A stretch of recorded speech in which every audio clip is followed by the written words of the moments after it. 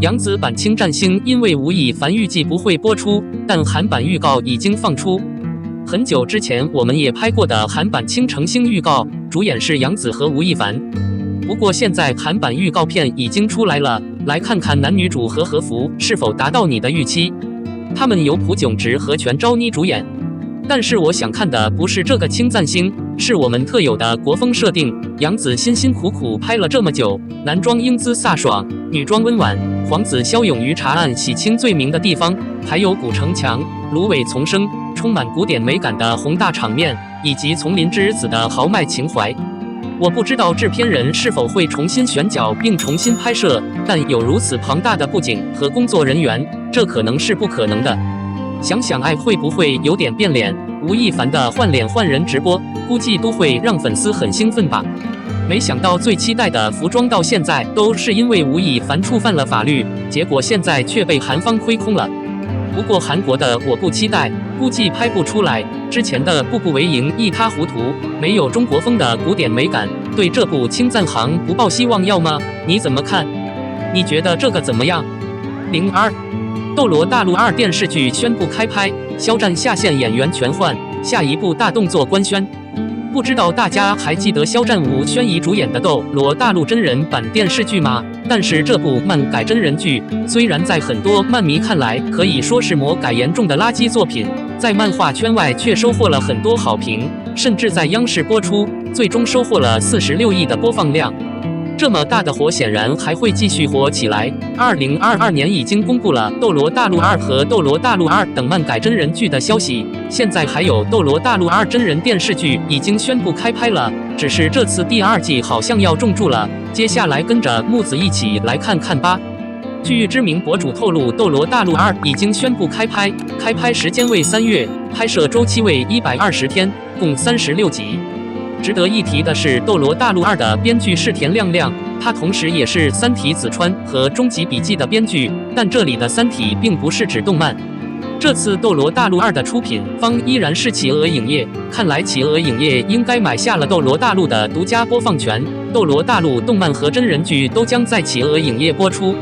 未来，制片人和编剧都换了，制片人换了零和文化，编剧从王娟换成了田亮亮。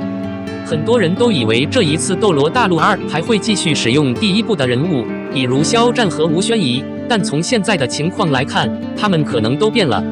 在正式宣布开拍的同时，还进行了选角，其中包括唐三和史莱克七怪等主要角色。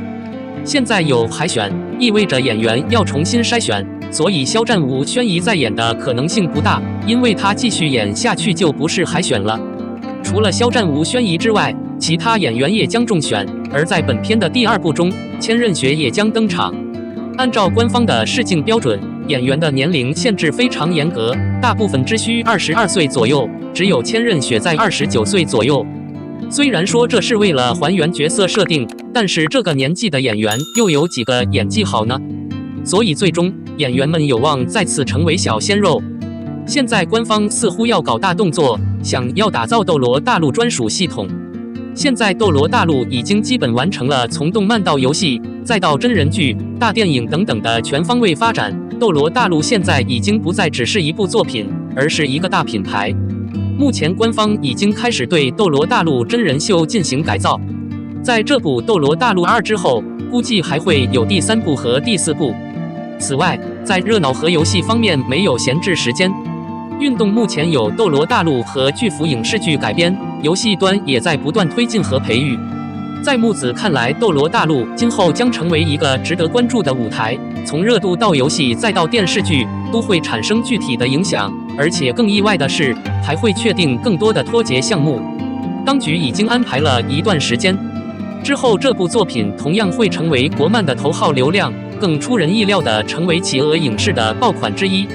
03除夕夜，令人震惊的是，李现会以如此微妙的方式回归。令人意外的是，2023年的新年重头戏竟然是一部没有虐恋、没有生死，只有乡情和永远向往的纯真剧《到清风处》。这部剧有多火？作为湖南卫视的明星秀、芒果卫视的独立节目，刚开播不久就连续6次蝉联卫视榜首，网络直播占播放量超过10亿。破败是老板不间断的客人。事实确实证实了剧集如此火爆，有妖精姐姐刘亦菲最令人回味的都市剧之恶名。然而在最后的审查中，是因为作品的伟大性、剧情的高视角以及众多艺人的精彩呈现，除了刘亦菲，我想李现这个传奇人物也功不可没。李现饰演的谢之遥是一个返乡创业的小伙子，帮助老街坊。他有一个基本的人和非凡的力量，嘴角会不自觉地不断上扬，不断被对方的瞪眼和咧嘴打动，会不当地要求徐红豆狠狠地磨咖啡，同样会震惊地看着对方下楼。所有的不确定性、范围广泛的心跳秒，还有对许红豆的坚韧和凄美的爱，谢之遥的细腻度格外的好。李现的换工作和营造的气候感觉可谓是完美演绎，用自己最真实、最规律的状态来破译工作，介绍谢之遥的细腻，传达对人的喜爱。胆大女人的倾慕，总展可堪称牛逼。在所有组织人物的普遍性定位中，李现饰演的谢之遥排在第4位。关于李现的演技和执行力的议论和论点数不胜数。渐渐的，李现在谈判中获得了强有力的让步，或者说，总而言之，他有了一个拦路虎，这将他的影响力和团结提升到了另一个层次。之前赚过《飓风与之》的，谁能想到许久没有传出作品的李现，竟然能以如此娇柔的方式回归？李现是最出名的，或者说最受关注的。后来传来了他的搭档杨紫出演的《亲爱的》《崇拜的》，这部加入了电竞元素的都市甜宠秀，可以说是当时最火爆的节目了。其中一集评价超过43万，豆瓣评分更是高达6.6，热度和评价都更高。更何况，李现作为男主，还额外将电竞男神韩商言破解到了极致。他既有超然压抑的范儿，也有面对童年的细腻温暖。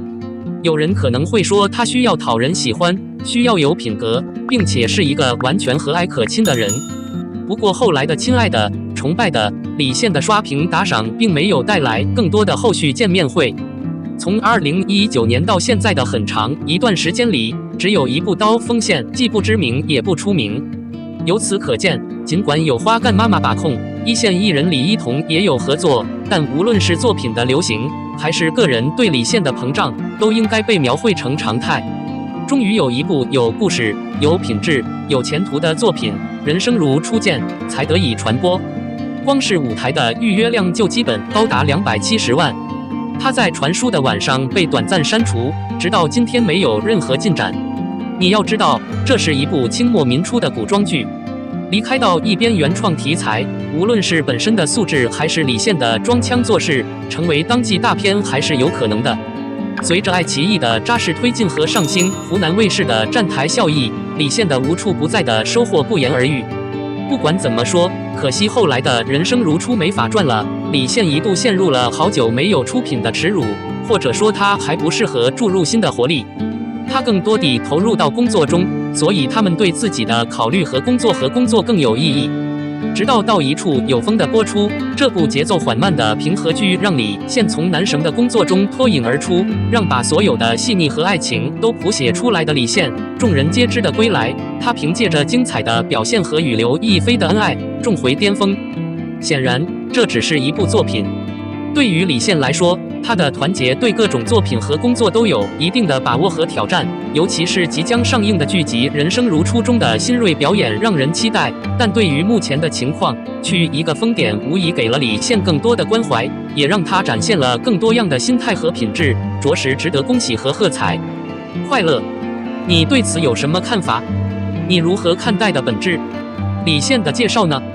欢迎大家在备注区留言。